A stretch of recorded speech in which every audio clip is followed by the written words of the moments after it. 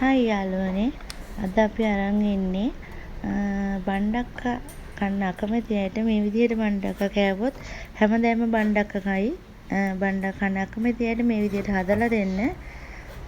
බලමු අපි ඉස්සෙල්ලාම මොකද කරන්නේ කියලා. අපි පෑන් එකක් ලිපේ තියාගෙන ඒකට තෙල් ටිකක් දාලා තෙල් ටික රත් වෙනකන් ඉඳලා ඒකට අපි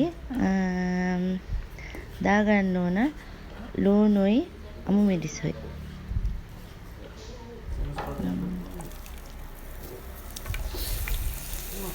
මම ලුණු ගෙඩියක් පොඩි ගෙඩියක් තරම පොඩි ගෙඩියක් කපා ගත්තා. ඒකට අපි දැන් දානවා අමු මිරිස්. අමු මිරිස් ටික දාලා අමු මිරිස් කරල් දෙකක් වගේ ගත්තා මම.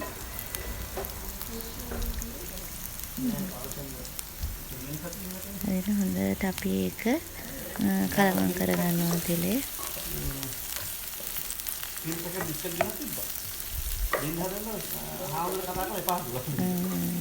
තෙලේ කරවෙන්න මේක මේ රෙසිපි එක මාත් හොයාගත්තේ කියන්නේ පිට රටක හදන රට නම් මතක නෑ. පිට රටක මේ විදිහට තමයි බණ්ඩක්ක හැදුවේ. ඒගොල්ලෝ ඒ කියන්නේ ඒගොල්ලන්ගේ ක්‍රමයක් ඒ බණ්ඩක්ක හදන විදිහ. මේ විදිහට මාත් හදලා බැලුවා කන්න මේ පුළුවන්ද කියලා. ඇත්තටම ගොඩක් රහයි. උගලොත් හදලා බලන්න. මම මේ 3 වෙනි වතාව වගේ මේ බණ්ඩක්ක එක හදන. දැන් ඒකට අපි කරපිංචා ටිකකුත් දාගන්නවා. අර ටික කලින් දාපු දෙක මැලවිගෙන වගේ එනකොට දෙදීගෙන එනකොට අපි කරපිංචා ටික දාගන්නවා. කරපිංචා ටික දාගෙන තව ටිකක් හොඳට තෙලේ ඒ ටික මැලවෙන්න ඉඩාරලා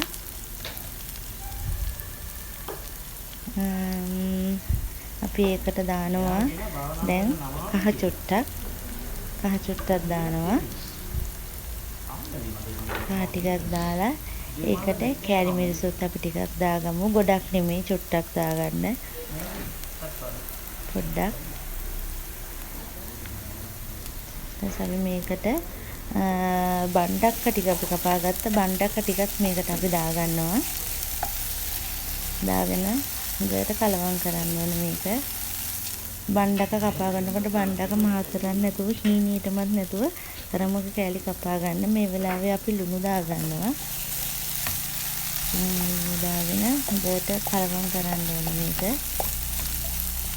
බණ්ඩක ටික තෙලේ මැලවෙන්න හොඳට කලවම් කරන්න.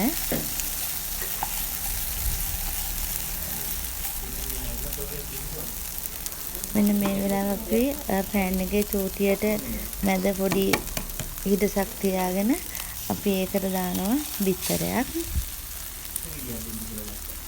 බිත්තරයක් ඒකට දාගෙන හොඳට මේක කලවම් කරනවා.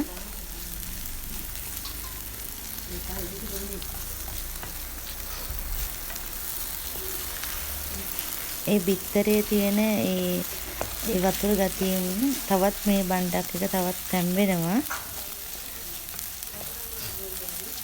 බණ්ඩක් එක බාගෙට තැම්බිලා වගේ තියෙනකොට තමයි අපි බිත්තරේ දාන්නේ. ඊට පස්සේ ඉතුරු ටික ඒ බිත්තරේ මෙව් එකෙන් තව තැම්බෙනවා. ඒ වගේම ෆ්‍රයි වෙනවා.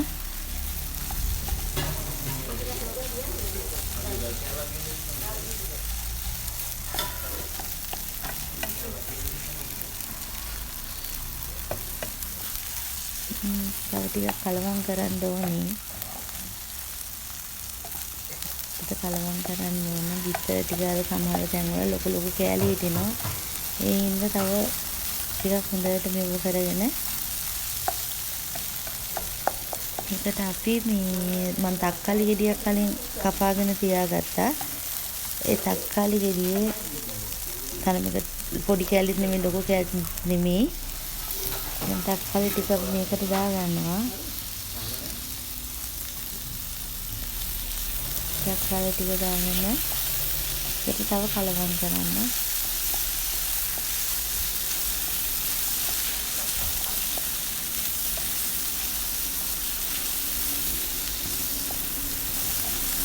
තක්කාලි අපේ ගෙදර කට්ටිය තක්කාලි කන්න ටිකක් අමුවෙන් කැමති. ඒ හින්දා මම ගොඩ තක්කාලි දාලා ගොඩාක් වෙලා තියන්නේ නැහැ. තක්කාලි අමුවෙන් කන තරමට තමයි තක්කාලි නම් හොඳ. ඒ හින්දා මේ ඩබ්බාගෙට ගන්නේ. මේ වෙලාවේ ලුණු ඇතිද කියලා බලලා මදි නම් දාගන්න. මට නම් ලුණු ඇති. තව ලුණු දාගන්න යන්නේ නැහැ. පෑන් එක ලිපෙදි වෙලාවෙ ඉඳන් ගින්දර මධ්‍යම ප්‍රමාණයේ තියාගන්න. ගින්දර වැඩි කරන්න යන්න එපා.